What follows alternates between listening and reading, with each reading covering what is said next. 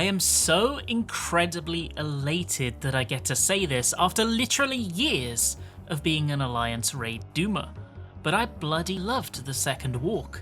Patch 7.3's new 24-man edition trends in the right direction in what I find to be one of the toughest and most intangible tasks that a good battle content developer is required to be a master at, and for me makes up the core of what makes these large-scale raids fun. Ensuring that chaos is let loose without ever tipping the scales too far in favour of the enemy. Of creating a balance between challenge and punishment in such a way that the players practically always win, but it feels to them like they beat the odds to do so. As far as I'm concerned, this is what made some of FF14's most famous raids so memorable, and in equal parts beloved and reviled. Weeping City and Rabanastra as examples, and in the case of this content, it is better to be memorable to spark emotion than to play things safe.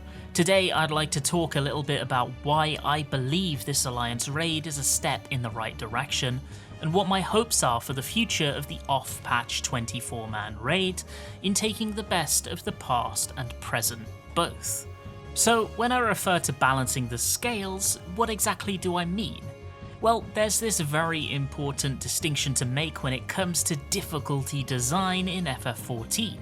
So in the current era where most of the difficulty is laden on the battle mechanics themselves, rather than on the jobs, there is a separation between challenge and punishment, and the two share a very complex relationship. Challenge in this case is referring to the complexity and sheer difficulty of the fight.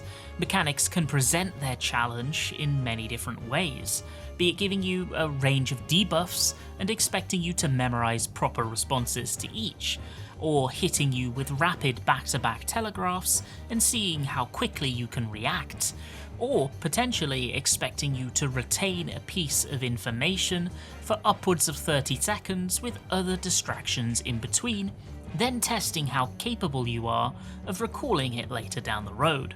Of course, there are many more, but these are just some common examples, some of which are even present in this patch's new offerings. Punishment, however, is not the same as difficulty. In reality, an easy fight can be extremely punishing. It instead references what happens when you fail. Endwalker battles came under much heat for being too punishing in their commitment to body-checking phases.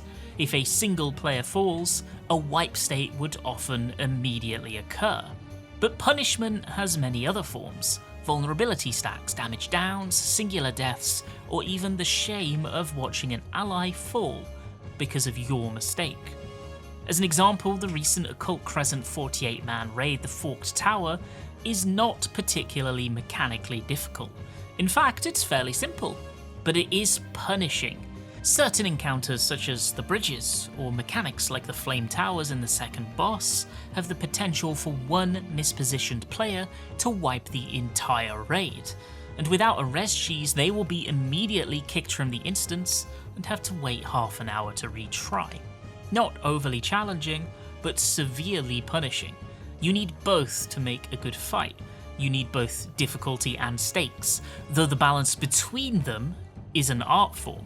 Too much challenge and players can't beat it.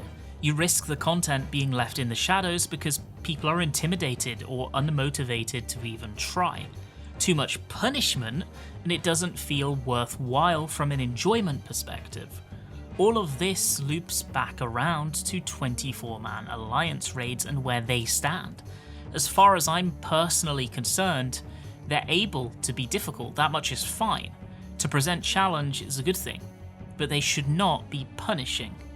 These are duties with players being funneled together from a wide skill, experience and attitude spectrum, all looking to be engaged and have a good time without the prerequisite of study or much coordination.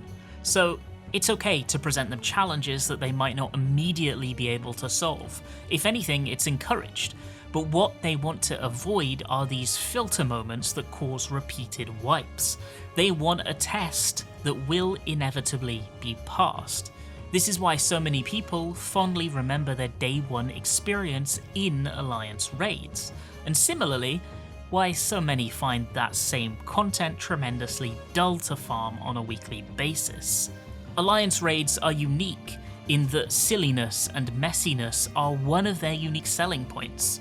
Why, when battling Ralga on the first day of a patch, and the slam comes down knocking back the raid, sending 20 unwitting players to their immediate and unforeseen deaths, the reaction is glee. They got you. It won't happen again, but it's funny for you yourself to be caught out and to see others fall into that same trap.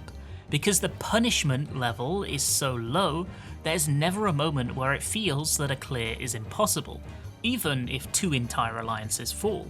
If you can raise somebody, you can generally continue. The excitement is palpable to see these new mechanics and watch them take out half the raid, and then seeing how the survivors react, whether some quick thinking or a well-timed healer LB saves the run, or if a complete collapse is the end result. I've often heard that Stormblood raids were the best because they were capable of causing a wipe, whereas newer ones don't. And I don't really agree with that sentiment. I don't believe that whether these encounters are regular wipe points or not is the main determining factor in whether they are memorable or well made. Instead, it's how chaotic, silly, and fresh those pulls feel. An immediate one pull clear still hits the mark if that one pull is frenetic, fun, and full of close calls throughout. If anything, that's likely even better. Struggle and spectacle is where the fun is found. If they immediately feel like business as usual, they're not going to hit the sweet spot. All the way back in Heaven's Ward, the Weeping City and Dunscaith both were seen as very memorable, with the former even picking up the nickname Wiping City as a new moniker within the community. This was primarily due to the Ozma boss, which was certainly a day one experience, shall we say. Wipes were regular, as it was all too easy for the cube ads to snowball into disastrous situations if just one alliance mishandled them, or for murders to occur with meteor placements until a standard was set that enough were aware of to make it universal. In Dunscaith, it was the last 2 bosses. Both had potential to turn into a slaughterfest, especially with the terrifying tank busters that Diabolos Hollow could output. I've always felt that Dunscaith did a better job of balancing those scales between difficulty and punishment than its Heaven's Ward peer. It feels much better to try and come back from a slow decline into a wipe than it does to have one immediately forced onto you by a single unsurvivable raid wide or one player's mistake. The Stormblood raids are the most regular callback though to a time where 24-man dungeons were seen as threatening, Thunder God being a standout that many will remember. The second walk has made a concerted effort to channel that effect without increasing punishment. Dawntrail's mechanical speed boost is in full effect here, with certain telegraphs requiring some quick thinking to consistently avoid. Many of the fights are still simple, and are what I like to refer to as what you see is what you get encounters, where either a telegraph or sequence will display that every player is expected to have seen before in their previous experiences with the game, and they are expected to handle them intersecting or occurring faster than before. What you see is what you get. Here, they're satisfying to work with, varied, and presented in ways that do make them feel like a departure from previous Alliance raids. In the first boss, Kirin, there is an element of randomization in a clear effort to increase replayability. At points, it will summon aid from one of the 4 Shijin, Seiyu, Suzaku, Byakko, Genbu, and each will follow with a different sequence of mechanics that are utterly different from one another. In a standard run, you'll only see one of these, and in an extremely slow attempt it might repeat once and you'll witness a second. This choice feels like the progenitor to what could be a really positive shift in making Alliance raids more fun for subsequent runs, where each run is slightly different to the last, though the implementation this time around is a bit lacking. What I'd love to see going forward is a slightly more modular approach, with each phase having a couple of different dances and challenges, meaning that across the entire fight, you have a massive realm of possibility as those modules slot together in seemingly random ways. Maintaining as much of that day one feeling as possible for the longest amount of time is one of the best ways to keep them feeling fresh, and this type of content feels like the ideal playground to adopt the variant dungeon randomization system into the wider realm of FF14. At least for me, that's one of my greatest hopes for the future. One big issue that I found with Alliance raids in general are their boss HPs. They either feel painfully slow, or so fast that most of the excitement is skipped entirely. And in my experience, there has been little middle ground. Many say that the solution is just to add HP to each of the bosses, and whilst I do think that is a possible fix, I'm not sure it's the one I'd choose. Once more, the scales can tip in the wrong direction. If you just keep adding health to the foes in order to offset poor tuning, you end up in the scenario that presents itself in the near raids, where players will take a 30-minute penalty to avoid dealing with the sometimes 45-minute runs. What I'd like instead is a reduction in the amount of tutorialization, condensing it down to the first 1 or 2 minutes of the battle, carving out a massive amount of real estate to instead reinvest into the main fight itself without limitations, especially now where players are level 100 and can be expected to have learnt basic telegraphs in their probably hundreds of hours with the game to get to that point. A lot of the teaching they do in these early moments is borderline pointless and can be skipped. These are overall my hopes for the future really, that Square Enix maintains an increased level of challenge whilst keeping the scales in balance by having a very minimal punishment for failure, enabling pulls to keep going no matter how messy. That they find a way to increase randomization, iterating on what they did with Kirin in the second walk and making it more natural and widespread, keeping runs fresh for as long as possible.